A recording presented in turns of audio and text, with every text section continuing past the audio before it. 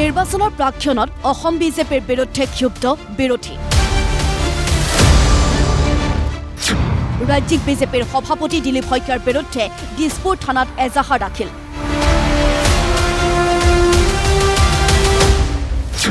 অসমত নিৰ্বাচনী বিধি উলংঘা কৰিছে বিজেপিয়ে ইলেকশ্যন কমিশনৰ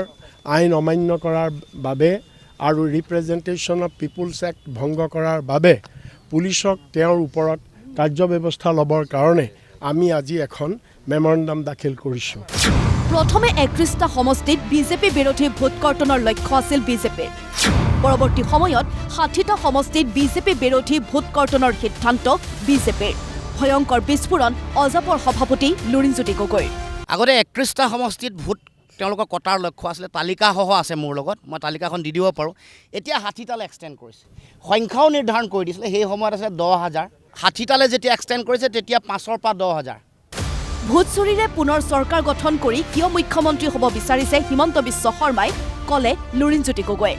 নিজৰ পৰিয়ালক ধনী কৰাৰ যিটো কাৰবাৰ চলাই আছোঁ এইবাৰ বন্ধ হোৱাৰ সম্পূৰ্ণ সম্ভাৱনা আছে কাৰণে শেষ ৰাস্তা শেষ উপায় তেওঁলোকৰ ভোট চুৰিৰ তেওঁলোকে অস্ত্ৰ হিচাপে ব্যৱহাৰ কৰিছে এজাহাৰ দাখিল কৰা বিৰোধীৰ আন এক ভয়ংকৰ অভিযোগ বজালী জিলাত বিজেপি বিৰোধী ভোটকৰ্তন ভয়ংকৰ প্ৰক্ৰিয়া বিজেপিৰ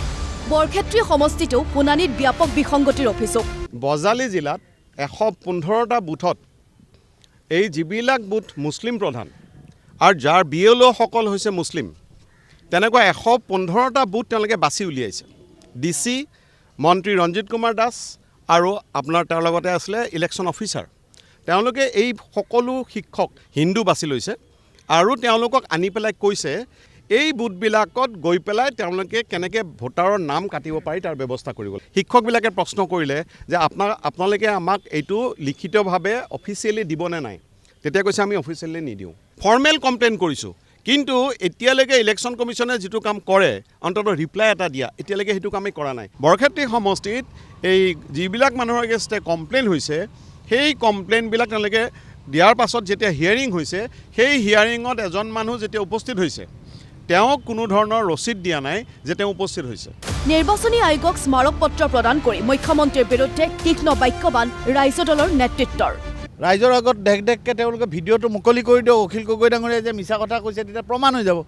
সেইটো সাহস নাই কিয় আজি মুখ্যমন্ত্ৰী ডাঙৰীয়াই টিভিৰ আগত মুকলিকৈ কৈছে যে মই নাম কাটিব দিছোঁ তেওঁৰ কি কৰ্তৃত্ব আছে আজি ইলেকশ্যন কমিশ্যনক আমি এইটোৱে প্ৰশ্ন কৰিছোঁ যে মুখ্যমন্ত্ৰী ডাঙৰীয়াই অসমৰ মুখ্যমন্ত্ৰী এগৰাকীয়ে নাম কাটাৰ কৰ্তৃত্ব তেওঁৰ নেকি এতিয়া কথা হ'ল শেহতীয়াকৈ একাধিক ৰাজ্যত বিজেপিৰ বিৰুদ্ধে ভোট চুৰিৰ অভিযোগ অহাৰ দৰে অসমতো নিৰ্বাচনৰ প্ৰাক্ষণত ৰাজ্যিক বিজেপিৰ বিৰুদ্ধে গণতন্ত্ৰ হত্যাৰ অভিযোগ বিৰোধী দলসমূহৰ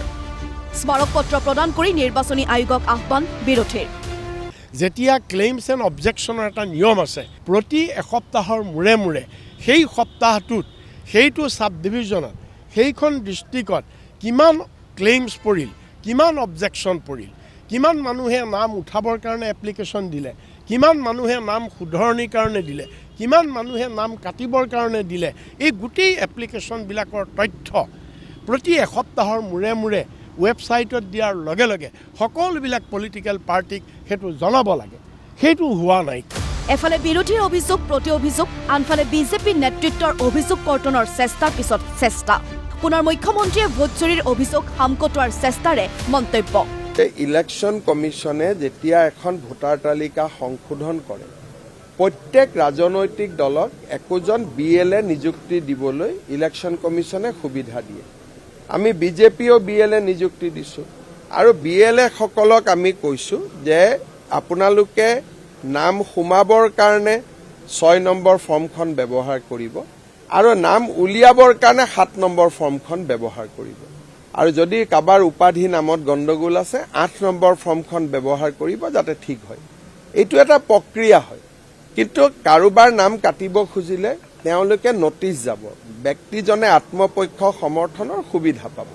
কথা হ'ল 4 জানুৱাৰী ভিডিঅ' কনফাৰেন্সত হৈছিল কিহৰ আলোচনা